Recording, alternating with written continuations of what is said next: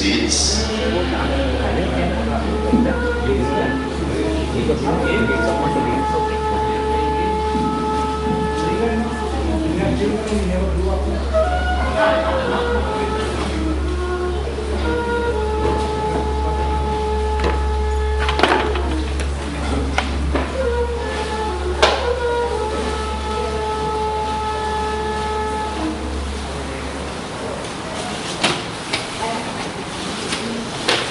Good afternoon, everyone.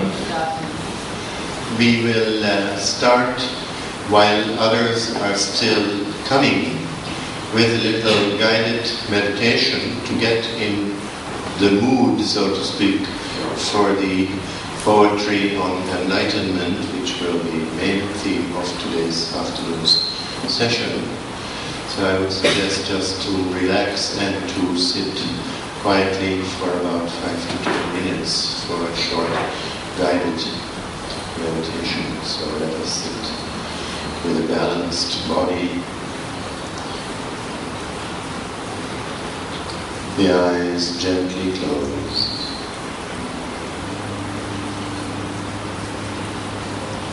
Letting go of all the thoughts about past and future.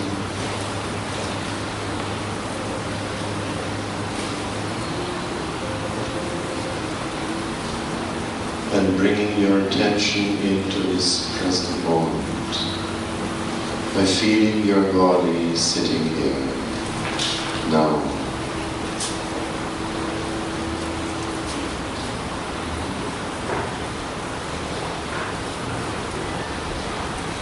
Feeling the body from the touching points on the floor, the cushion, the chair.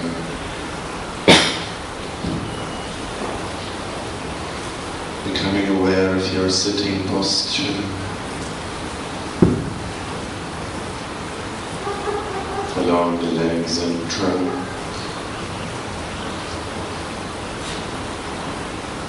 Feeling your hands and arms,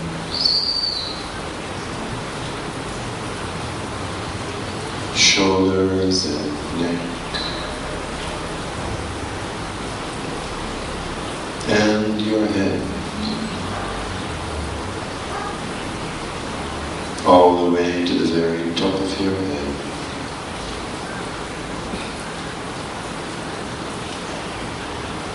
Till you can feel the subtle sensations on the top of your head.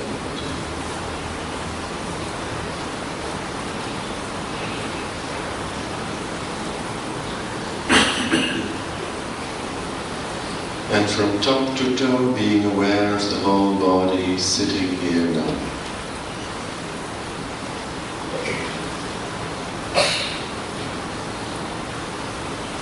And if you find any tensions in the body, in the muscles or in your mind, just let go of those tensions, relax.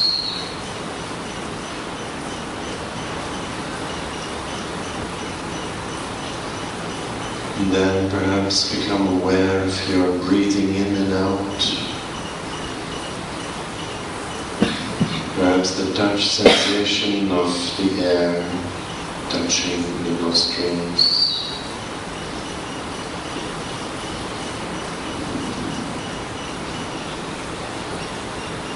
And if you can feel that subtle sensation,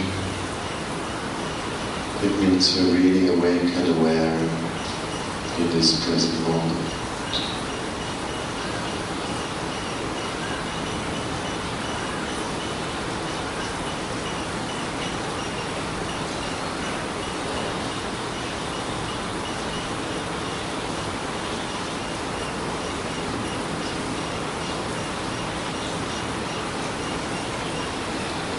And then perhaps to open your ears to the subtle sounds around you.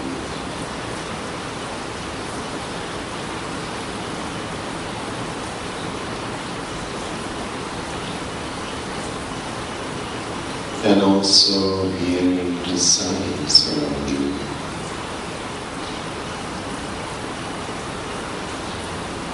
As the hearing is always in the here and now.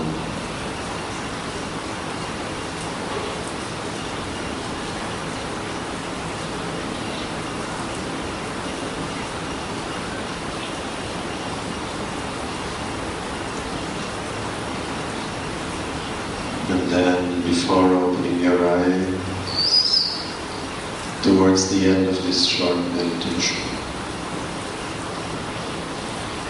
Just become aware once again of your whole body from top to toe, sitting here.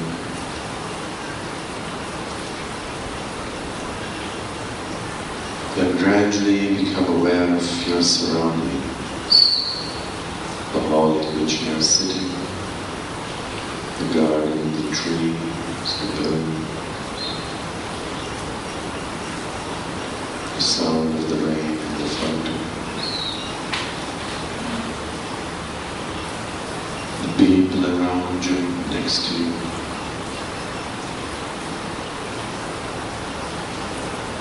And also to hear the silence around you and the silence within you.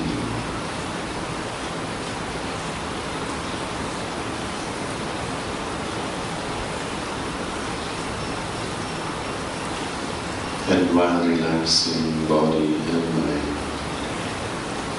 you can slowly, slowly open to your eyes.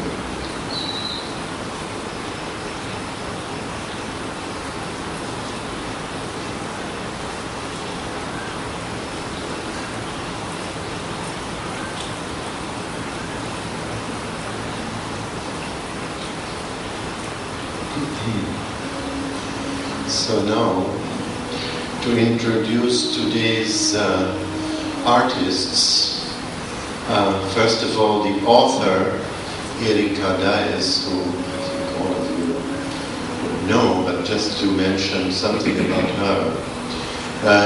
She has published quite a few books on poetry, and she writes extensively on spiritual and environmental issues, and she also has written and is writing poems for children. And she has discovered through over 35 years of meditation that at the appropriate time and place one strikes upon nothing but wisdom to guide one's life. And I suppose compassion as well. And she received many awards for her poetry from Thailand, Australia, and the United States of America, including an honorary doctorate from the World Academy of Arts and Culture in California in 1991 for 2 of her books of poems. The latest recognition of her work was the prestigious award from the UN ESCAP in Bangkok on the UN International Women's Day on March 4th, 2004 as an outstanding woman in Buddhism. She is an internationally famous poet, and her writings that circle the world with peace are some of the ways she was introduced by a member of the selection committee at this awards ceremony at the UN ESCAP in Bangkok.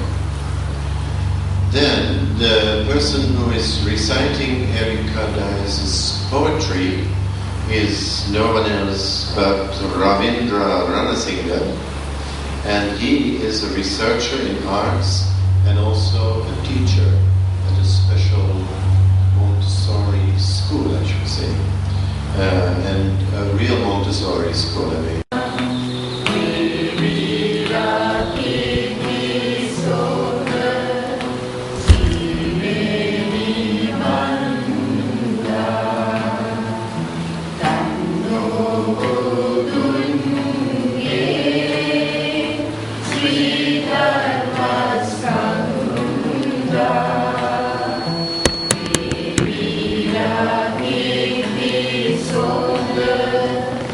See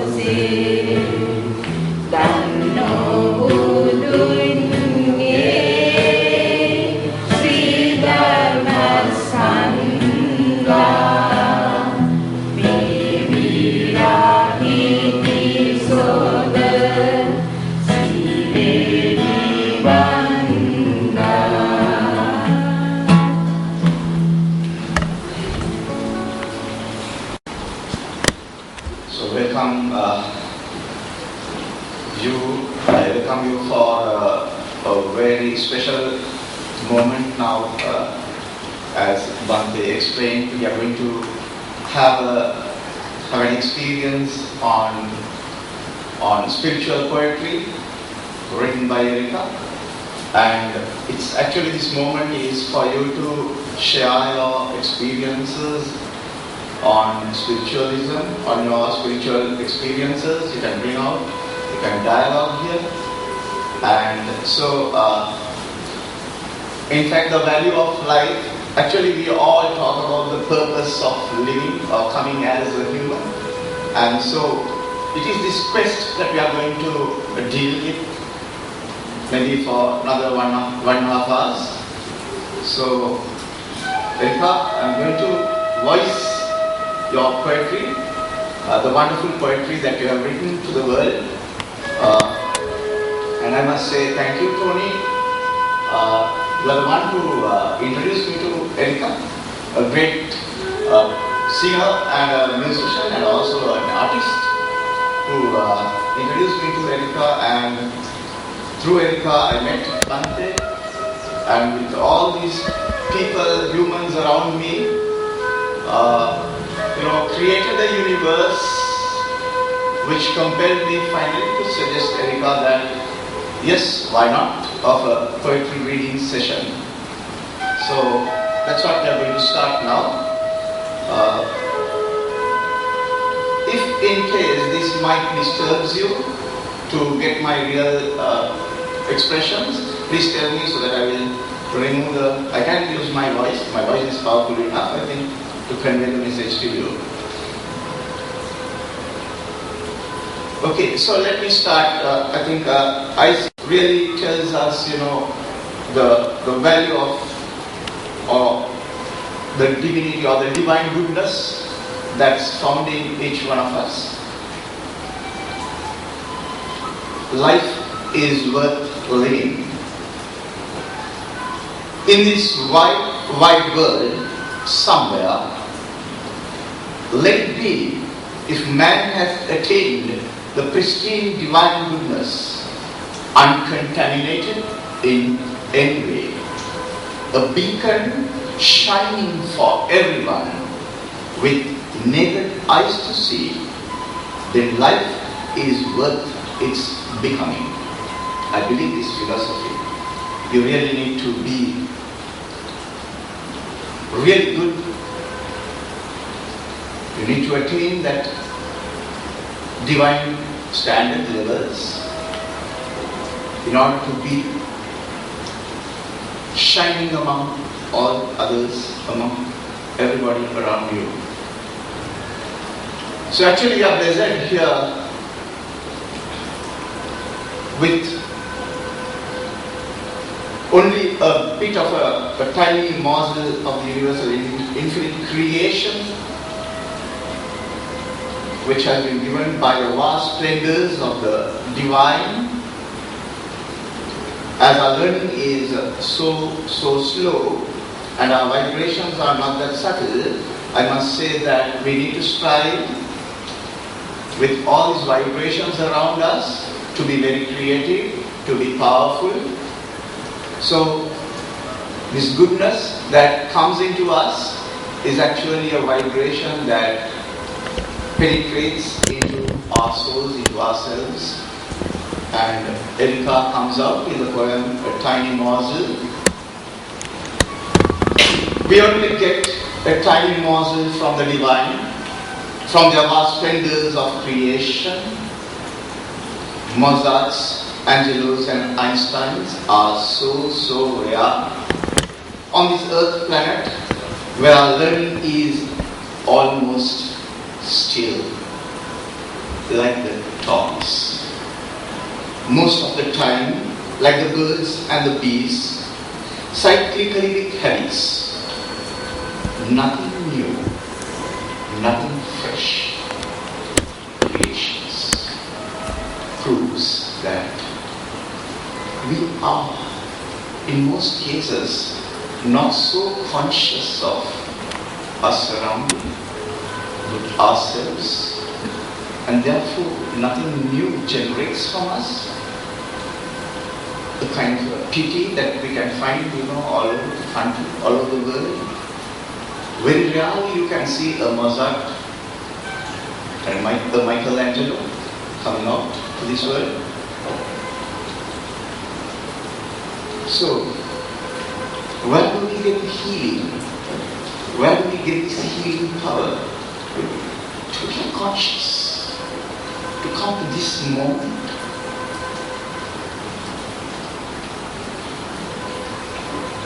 It's nature as it is. Is the healing subtle vibrations of man. Is the truth. You are part and parcel of this whole nature around you. The sound of this rain, the trees, the breeze, all that brings you into oneness. And unfortunately, the man has destroyed this valuable energy. And so let me go to the poem, Dance with Nature. The way of nature, move with its swing in the breeze, catch the rhythm and its beat, sometimes softly, gently, sometimes swiftly, rhythmic fast. Move with this nature's pulsing vibrations and teach us the healing power of untouched nature. So wonderful, a poem about nature. We have been absorbed into that nature. We have been made part of it.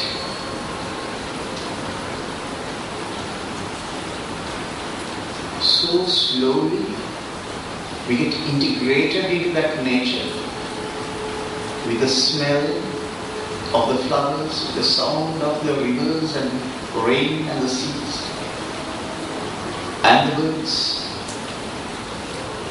It's the integration. So untouched nature, the most valuable. So this is in one hand asking you to avoid all disastrous efforts that will damage the nature and your interconnection with nature. Stay with the breeze, trying to swing with the wind so lightly and gay, like the birds on the leaves. Leave out all blocks from your thoughts. The blocks are simply your ego. Your ego is your anticipations that holds you a slave. So let go. Swing like the birds in the light sailing breeze, where freedom is your need. Listen to the sound of this river.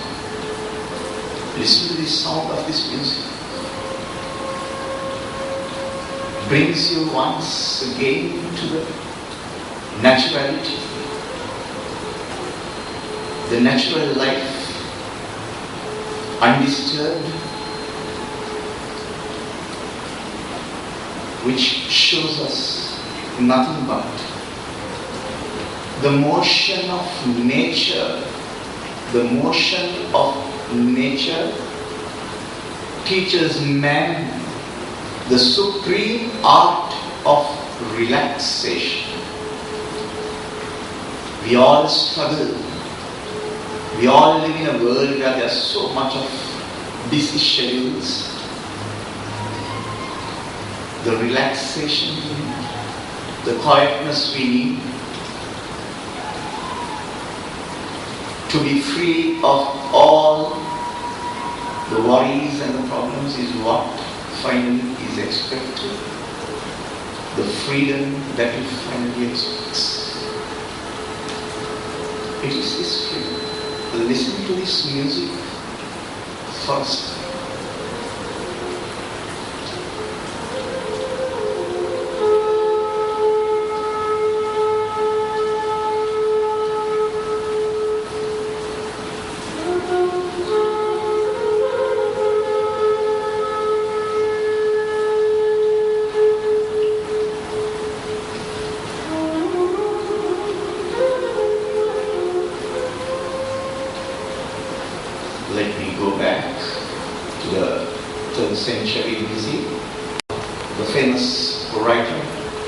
philosopher Lao Tzu talks about the motion of nature as the living God of man. It was during the period of Confucius, as you have heard, the Chinese philosopher, that Lao Tzu lived, and at the time of war that he went into writing his Bible or his booklet, Tao Te Ching, or we call it the teachings of Tao. Be a Tao. Learn to flow with the tide. Do not resist. If you resist, then persist. Move on in your canoe. The past with fear, anxiety, guilt, like the receding backwaters, you let go to in that motion on its own accord. And so you joyously move with the tide, with your mind light and buoyant. The expression of this buoyancy or the lightness in your mind, which brings you to a free world, a world where you are spiritually free of all troubles. And so let me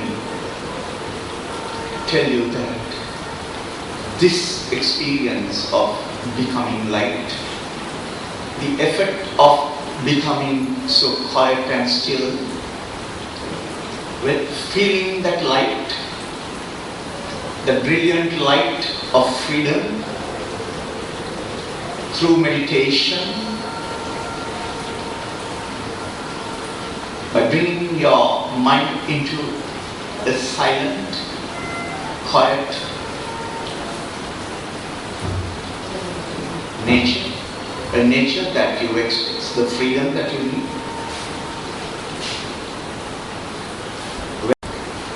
With everything around you, humans, things, you penetrate the moment you bring yourself into that quietness and seize that light. You penetrate into everything and everyone, and you become one with others and with everything. And it is this oneness that we are struggling to realize.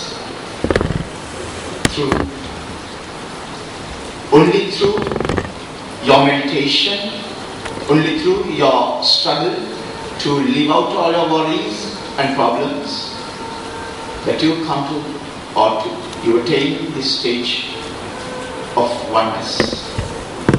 And let me go to this space and light. Each word I request you to put each word into you and reflect to yourself how powerful you are in forming this oneness with your cosmos. Reach the space within you with that infinite flexibility and openness, with that perfect clarity of mind. Reach that space given peace, and soon you will be with spontaneity, flowing effortlessly, that incredible love in equanimity, to reach that all-consuming light energy of love, the cosmic wisdom energy. Also, without you, the brilliant light in a trillion fold to light up a blaze and dim all objects, matter, with that glow of cosmic oneness. I want your reflection. I need your dialogue on this. Reach the space within you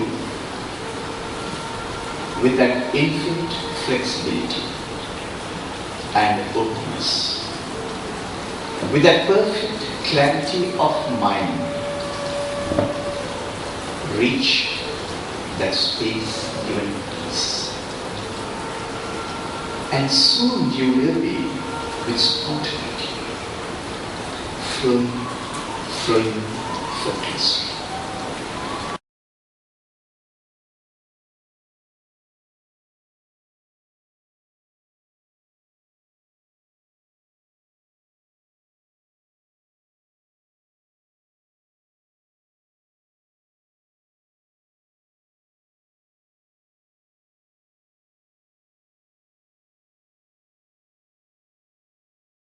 This bright light and experience the right hand. An extraordinary experience through her meditation. Erika, I think you need to explain on this experience you had. I want you to be here in front.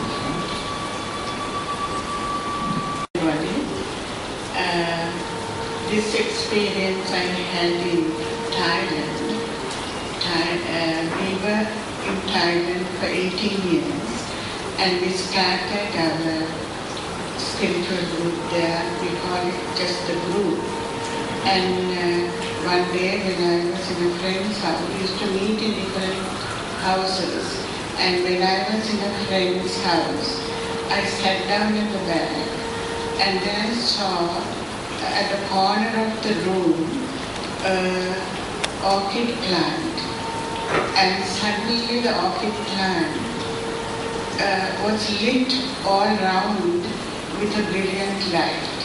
And then I saw the leaves, emerald green, and the orchid, beautiful orchid, incredible colors. And then I was feeling very light and light flowing. I had forgotten the group by then. I was so happy. It was joyous.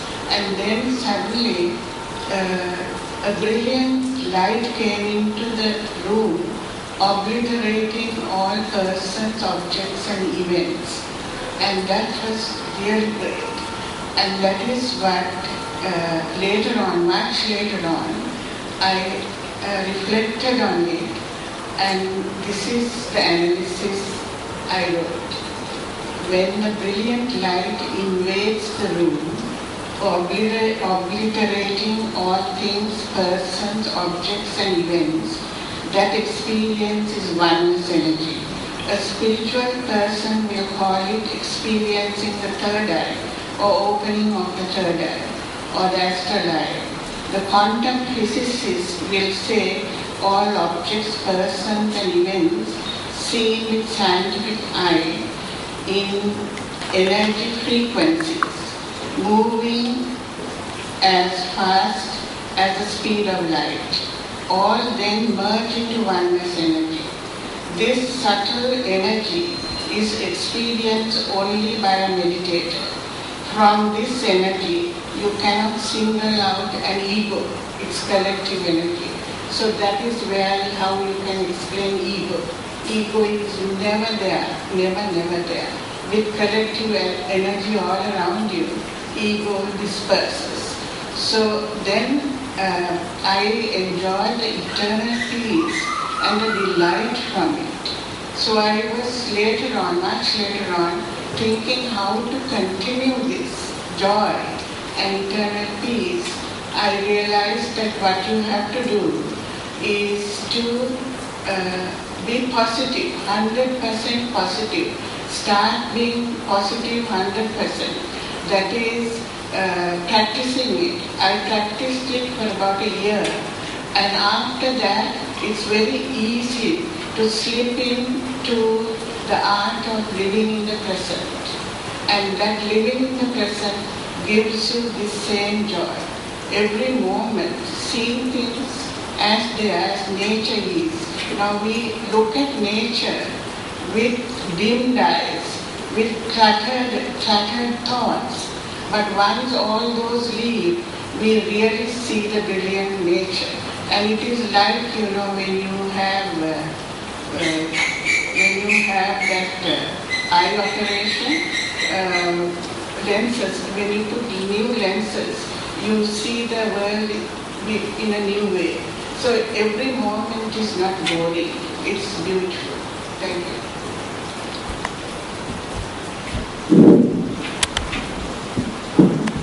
It was her experience on becoming one with the nature. And let me now actually tell you, it is for the well-being of everyone that this stillness, quietness is needed for the well-being of everyone. Like the waves of an ocean,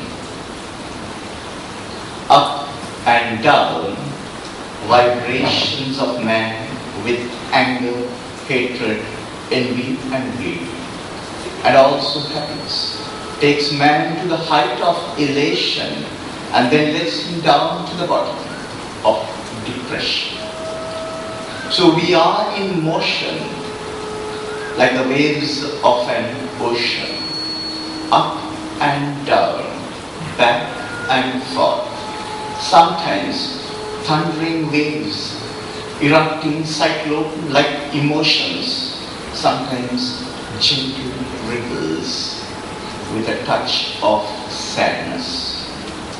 Stress beats you up with such fluctuations, and aging comes with vengeance. So watch out for healing in deep peace in the deep blue sea, where the waters are still. Diving deep into your core nature that cocoons your stillness and silence for your eternal well-being. Let's listen to this music.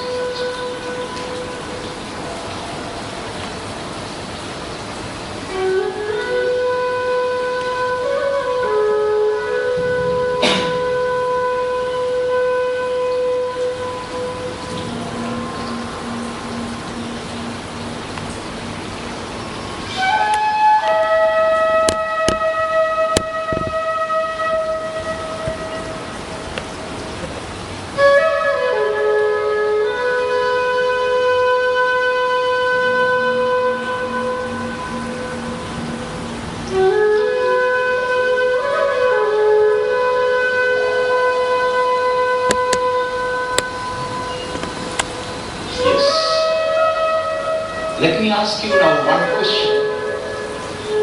The question to you, if anybody could answer, please. What is stillness? What is quietness?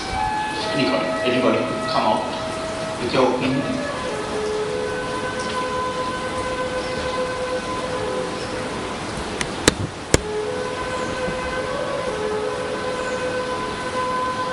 Yes, from where you are, you can just express your view. What is stillness? What is stillness of the mind? Stillness. Yes. Any other? The stillness between two sounds.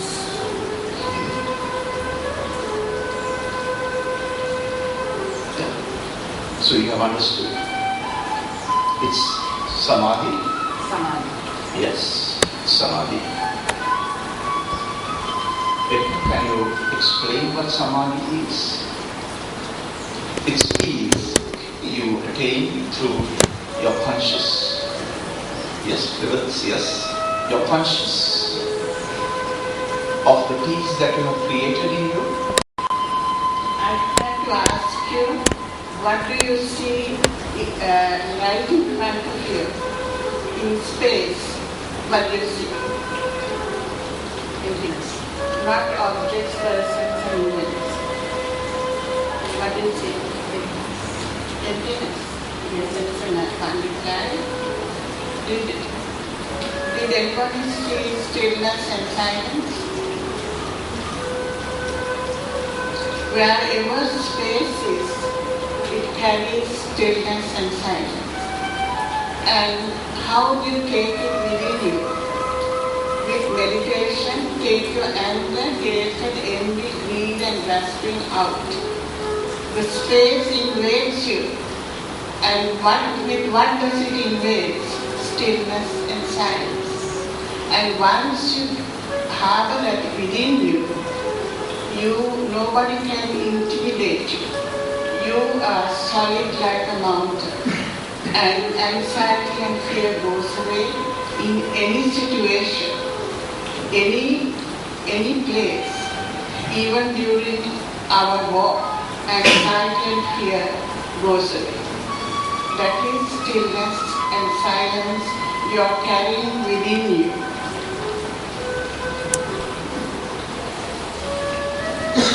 Yes, let me say. I'm going to recite this poem. Peace is space, a wonderful poem. It is here, there, everywhere. Look, and there it is, in and out. See, and there it is, stillness and silence of this space.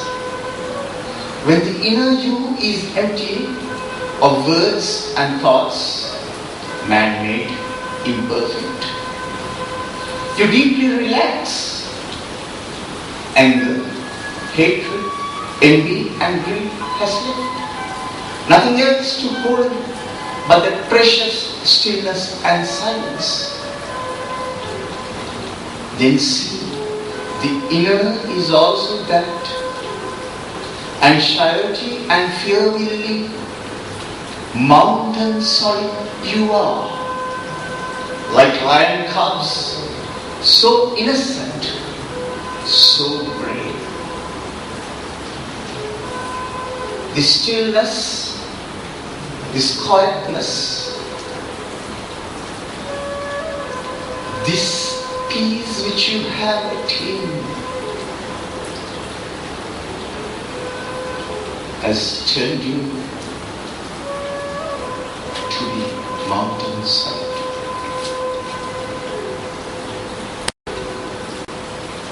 It is actually, in most cases, that we have, dear friends, the frames that we have, the mindsets, which brings us troubles incessantly. Need to go out from these boxes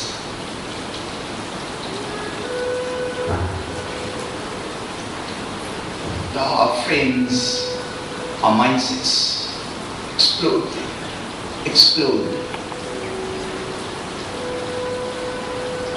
Get out of boxes. Get out of fences. Whatever imprisons your mind makes you declare, I am this, I am that, or I am better than you. I am Hindu, Muslim, Buddhist, Christian. But open your mind spaciously, flexibly, infinitely, to that vast cosmic infinite, universal love energy. And then you can call that dirty beggar boy on the street your son, as you do your own dear son. Know then, you have reached the supreme heights of refined cosmic universal energy. You have reached perfection and your mission in life is complete.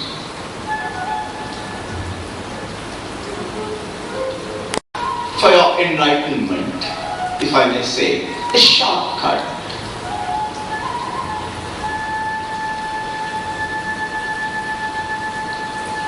Reaching out to this universal love energy, your compassion.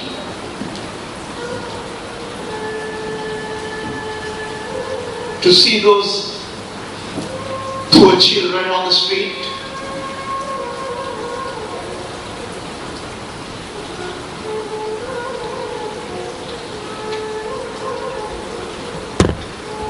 The dogs and the cats on the road, you call them stray within inverted commas.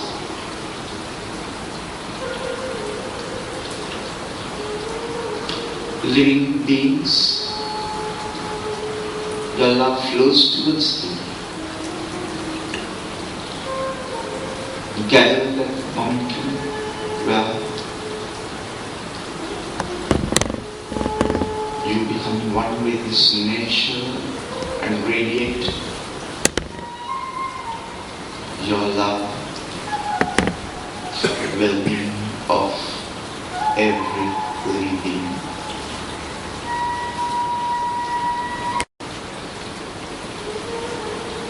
Let me now take you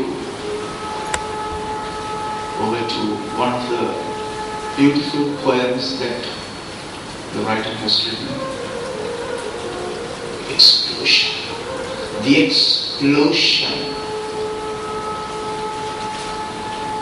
Boundless space unfolds, explodes in cosmos, the starry Milky Way. Not far away, dear friend. Within yourself is a universe where everything create and recreate, disintegrate and dissolves, accommodate and explode in space, that wondrous space with openness and stillness, to embrace and find in it infinite boundless peace that brings wisdom, love and well-being. It is this explosion that you need.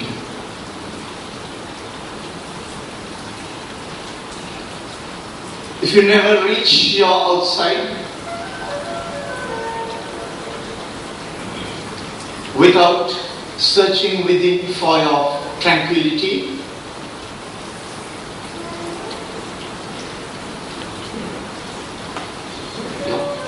you might find it difficult if you never reach the outer world without the inner tranquility.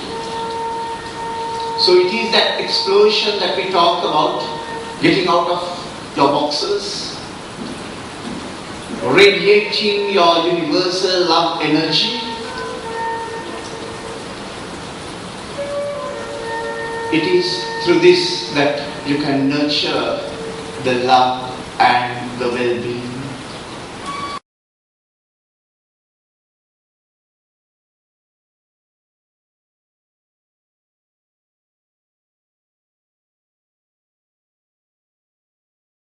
Poem, let me say, Rockport, Massachusetts, yes, in 1997 in the States. So this poem, Doomed to Die, requires that love, that energy that you are radiating. We talk about the well-being, yes. Well-being of whom we need to question. Doomed to die. Mambo Nimbo, the elephant mama, took Mambo Nimbo, baby elephant, by his little trunk and led on, walked on parched, cracked earth, seeped in the scorching sun. hitting on stumps of trees felled some time ago. Eroded hard earth, baking in the sun, she said. Rocks polished and withered, strong glare on my eyes. My feet are tired of the burning earth. No shade to be found, little one, Mambo Nimbo. Rest now between my feet. My trunk will be your shade.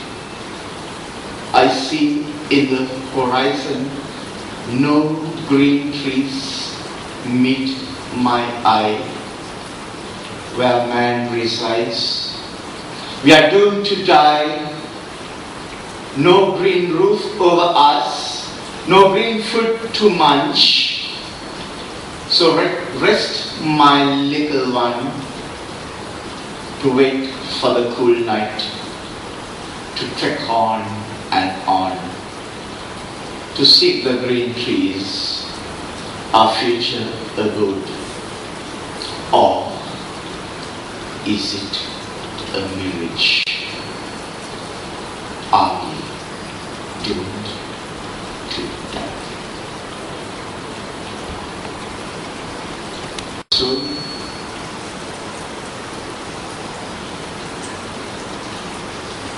what have we really done to this cosmos?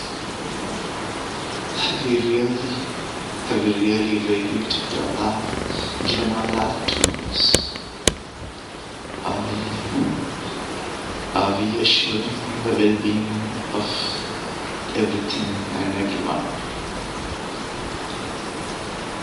I need to open space for you at this moment.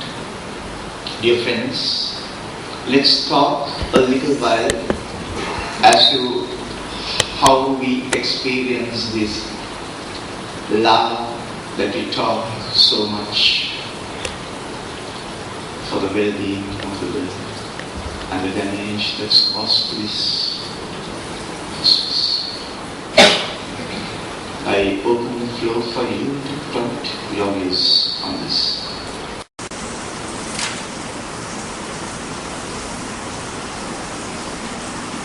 Are we really conscious of the damage that's happening around us? Anybody wishes to talk on that?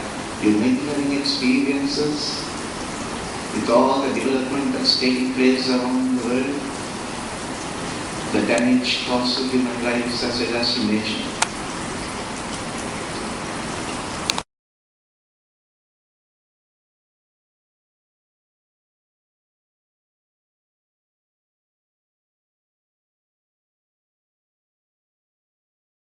Today, I know, Ravi, why you took the job that you did. We stand for solutions to a change in education, starting with cosmic education for children. And then Ravi came in and joined that, and then truly brought this energy and this spirit into the school. I did not know where it was coming from. I was seeing moments that beyond explaining sometimes, and to see cosmic education connected with what you were just saying, it has been extremely profound for me. And there are times I look up and think, what am I doing? So thank you for that. Thank you. Any other views?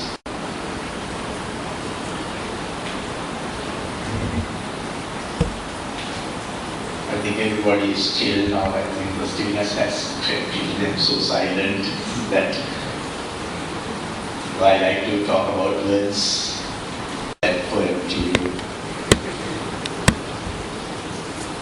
You all have heard about Shakespeare, but this is Erika coming out once again. Words are flying. Words are flying all the time, like swords drawn, cutting, smarting, shields unfurled in defense. Daily, fighting, shielding, warring, battling grounds. unwanted chaos, confusion. When at the source of the tongue is the stillness of the battleground to nip it all off at the bud. Let me repeat those 3 lines again for you. When at the source of the tongue is the stillness of the battleground to nip it all off at the bud. Buddha also displayed this wisdom. Jesus displayed this wisdom as to how to control the Bhante. There is a thing called throat chakra, which Lord Buddha has experienced. Yeah, controlling words. I'm a person with less number of words. My principal may be thinking why not talking too much, but then less number of words, because the damage that can be caused by a single word, maybe unconsciously coming out, is much dangerous, serious, so severe, can kill a person. It is why that words need such control, such control. In fact, I must say that humans are so violent now, not because of anything else, but that they bring maybe from their past lives of all that anger and hatred and all that jealousy that they have collected. Karmic, if I may say. 1,000,000 lives of violence. 1,000,000 lives of violence comes surging from the past with anger, hatred, envy, crystallized in a moment. So watch your mind, its movements, and closely guard your thoughts, your words, your deeds. Like the tender eyes of the mother follow her precious toddler to steady and hold the fumbling, falling ways. And in wisdom, insight live, then see in a single life your 1,000,000 years of violence is nipped and ceased forever. And enjoy the lightness, freedom, bliss, incredibly yours. Oh, you have that energy. Everyone has that energy to curb all the negative emotions. It's just that you need to become more conscious, a little bit of consciousness on the way that you talk, on the way you behave. And so you consciously control yourself. Oh, that's for your well-being and for the well-being of others.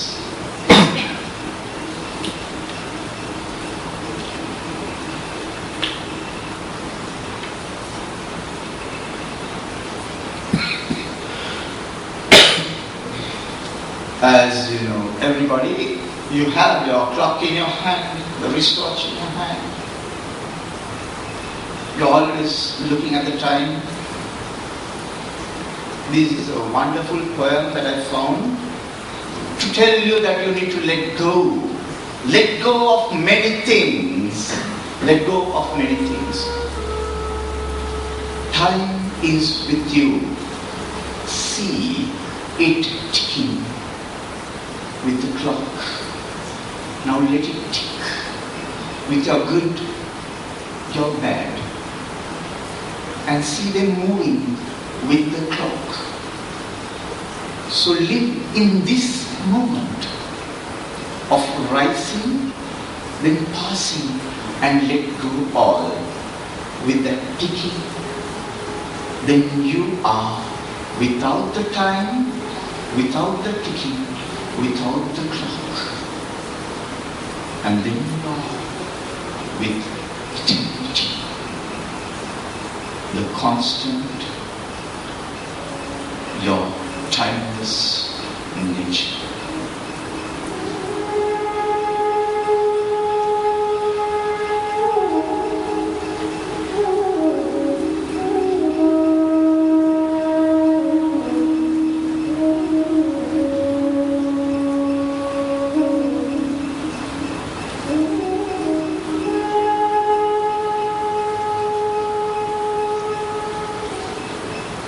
We are in search of something. We gathered here in search of something. There is a purpose.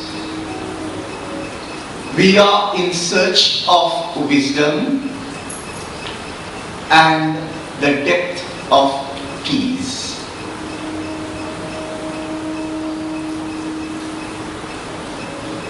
From the shallow sea of ignorance, where the waves are rough and turbulent, I wandered off the shore on a raft to the deep blue sea, where calm and serene waters of wisdom stay. Let me repeat that poem to you. From the shallow sea of ignorance, where the waves are rough and turbulent, I wandered off the shore on a raft to the deep blue sea, where calm and serene waters of wisdom stayed.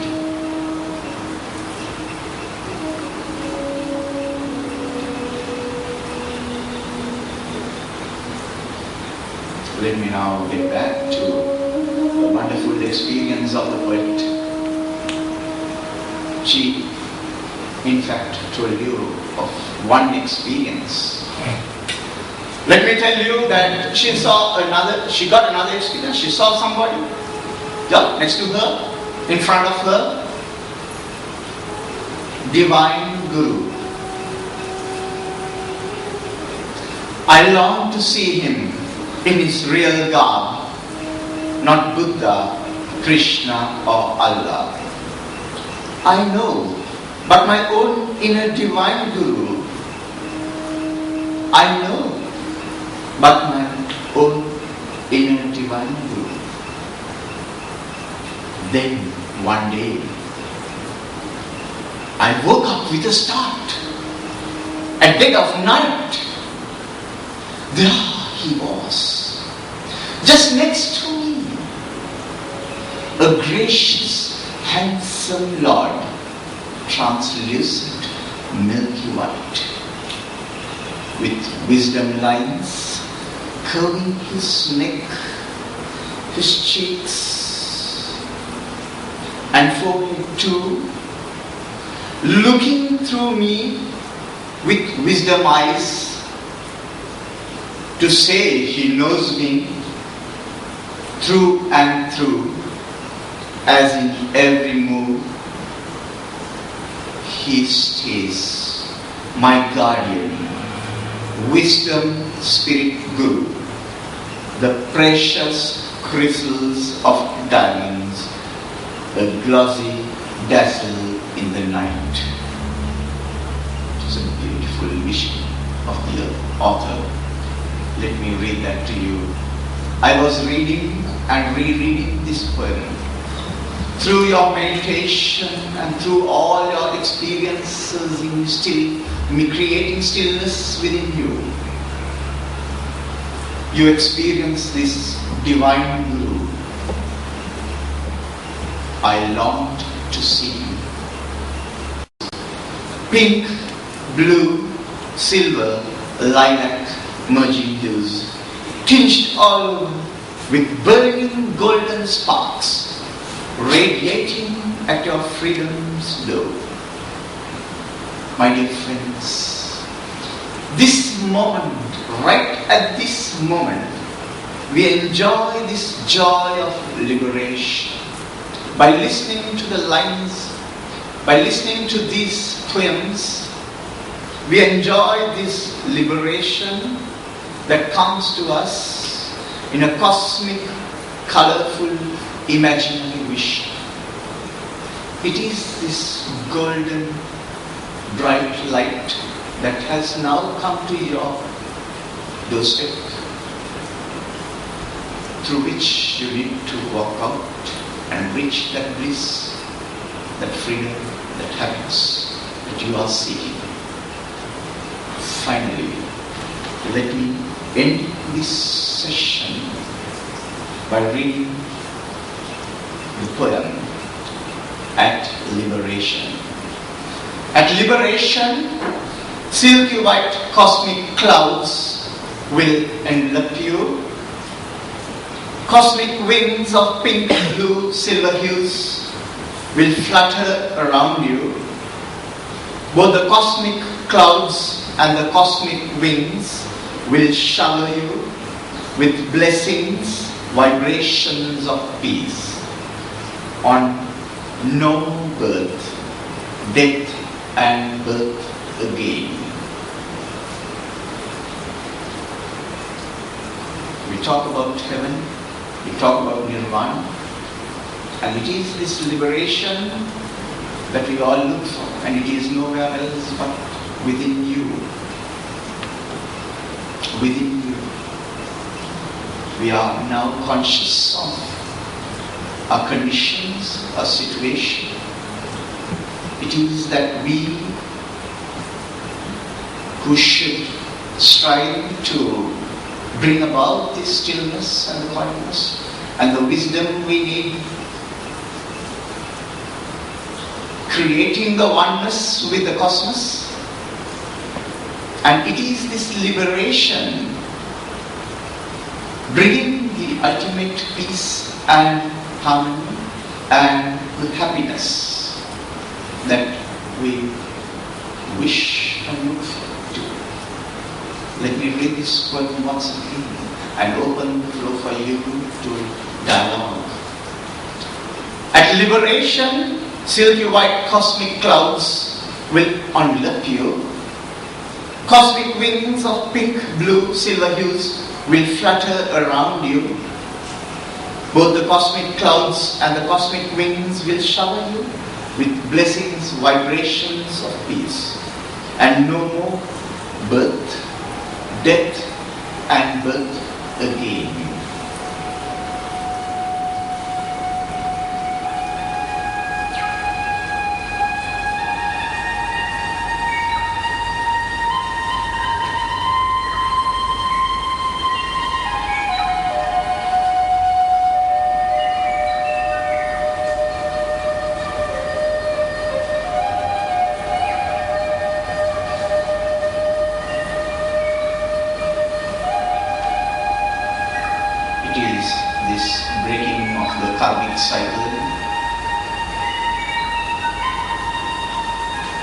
That we all are engaged in.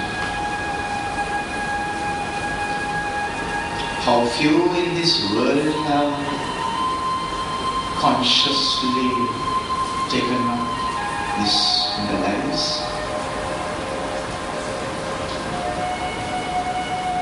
The understanding that all the greediness and all the hatred and envy that we could see, witness right at the moment, with all the weapons crushing man, animals and trees. It is so sorrowful that man has still not realized that he needs to cut off, he needs to shun this karmic cycle. It is for your goodness, for your well-being. It is for the well-being of others that we have gathered here today, friends. All of us who came here had that great notion to understanding, gaining the wisdom that we need to have to be in one with nature. The cosmos is so mysterious. It is mysterious. And this mysteriousness or the mystery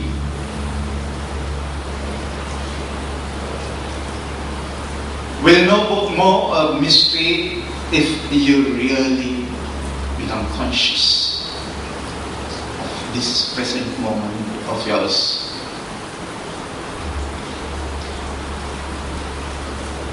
And nurture the divine qualities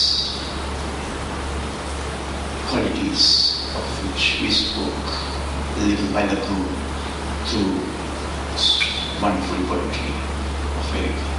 Thank you, Erika, for writing these poems and giving to the world. When I saw Erika's poetry, of course, reading Wordsworth, reading Blake, reading all the Western poets, and then coming to the East with Gitanjali of Ravindra Tagore. There's something hovering over you on universal energy. And Tagore to the Middle East, to Khalil Gibran.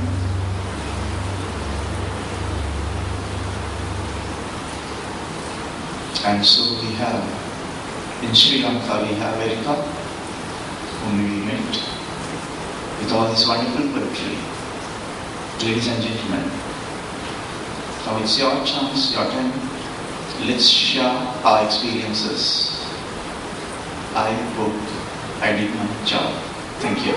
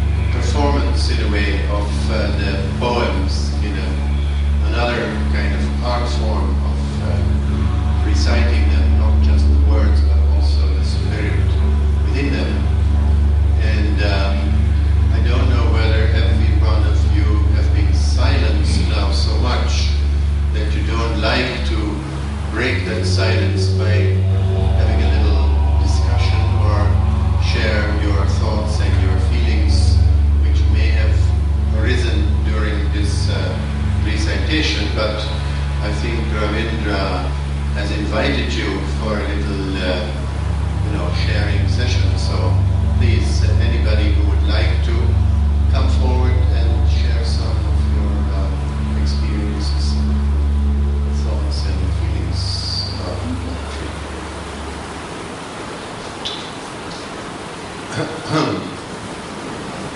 This is usually the time when a thundering silence ensues, but what to do? Sometimes, yes, when you overcome the shyness.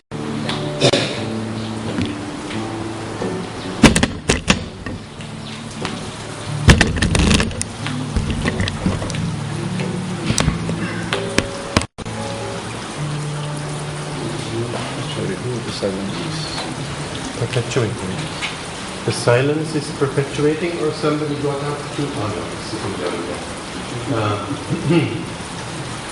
What about the principal of the school there, this lady, Yes, please, if you don't mind.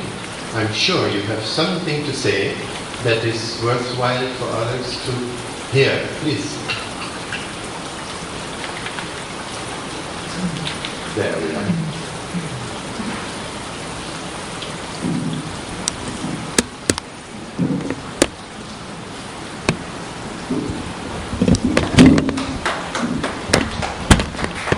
Silence is profound, not just empty. At this point, it's really a profound kind of silence that I got sitting out there. It's ironic that you mentioned Wordsworth next to Erika, because just yesterday we were discussing how many Sri Lankans talk more of Wordsworth and Tennyson and Blake, mainly because I think we're not too aware of the Erikas that are in our presence. So Ravi in school brought this concept out, and Kendra, who's with us, has come in now to truly bring the Erikas to us.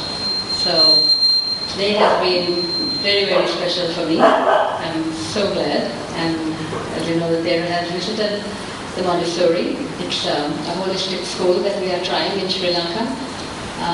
Pretty challenging, but when I come to gatherings like this, I really get the wind that I need. We need my wings to soar. As Ravi always says, we've got to keep that. And thank you. I think gatherings like this are truly inspirational. So thank you for that.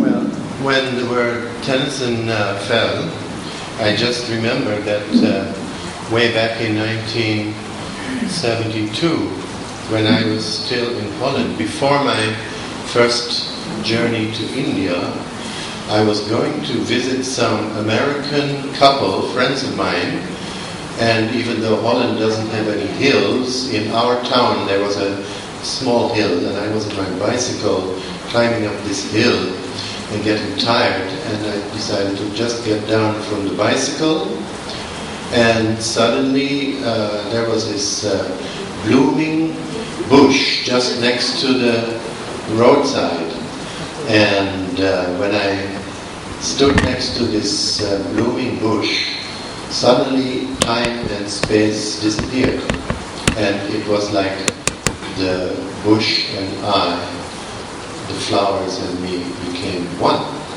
and time stopped. And I don't know exactly how long that lasted, maybe a minute or two, or even a few seconds, I don't know. Anyway, I went on the bicycle to see these people, and while they were making a cup of tea for me, I browsed through their library, and I saw this book called Buddhist Psychiatry East and West by De Martino and Say you're gonna go away. You got to try a little kindness. Yes, so little kindness. Shine a light for everyone to see. And you try a little kindness, and you'll look the kindness. Narrow-minded people in a narrow-minded street. Don't stand around down and out. Yes, like silence. Lend a helping hand without a doubt. And the kindness that you show every day will help someone along their way. You've got to try a little kindness. Yes, so your kindness. Shine a light for everyone to see. And if you show it back, then you'll overlook the blindness, the narrow-minded people, and the narrow-minded street. And one more time. You've got to try a little kindness.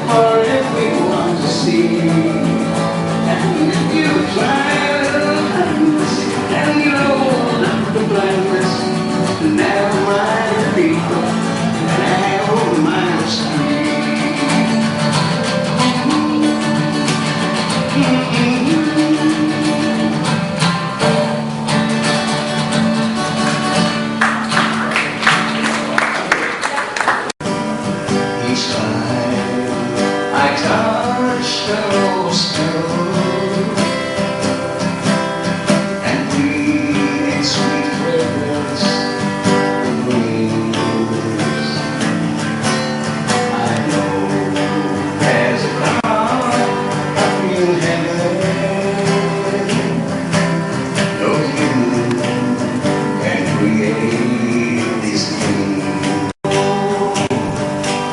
So gracefully wave with the breeze. The dogwood I always remember. My Lord, that upon the leaves. The sunset in its golden splendor. Such colors no artist can do. I know when I look on its beauty, each page in the Bible is true.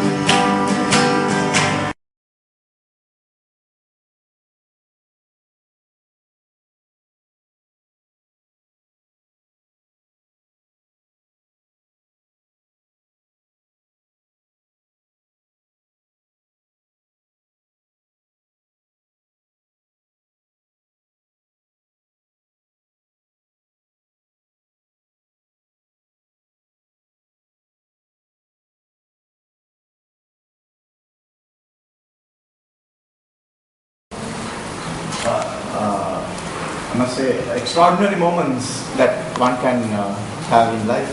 Because in Sri Lanka, we don't find this spiritual poetry reading. Yeah, a program in Erika's house on Tibet, where I was doing a talk on the Tibetan struggle. And there I read 2 poems of hers, just casually, and then she got this idea, oh, why not? Ravi, you do it. And then, so for 2 months, like I struggled with her poems, I must say actually, because it's not reading any other rhythmic or rhyming poets that you find in the West, because here you need to go deep into the story. So I was reading a lot of Tagore because of her poems, I must say, and also a lot on Gibran. Her poetry, but we are very proud of what she has achieved and how she has spread the word and how she's bringing spirituality with her groups and spreading her good work. And I hope the others in the group will continue, and if you go overseas, maybe talk about all this. And then I'm very proud of you, of your achievement. I can remember, they used to tell as a baby, I didn't like my uncle getting married to her and taking her away. Because she was my favorite aunt. And I'm very proud of what she has achieved, and I hope everybody will give her due recognition for what she has done for our country, and also that in Thailand also she has been doing the spiritual groups. And when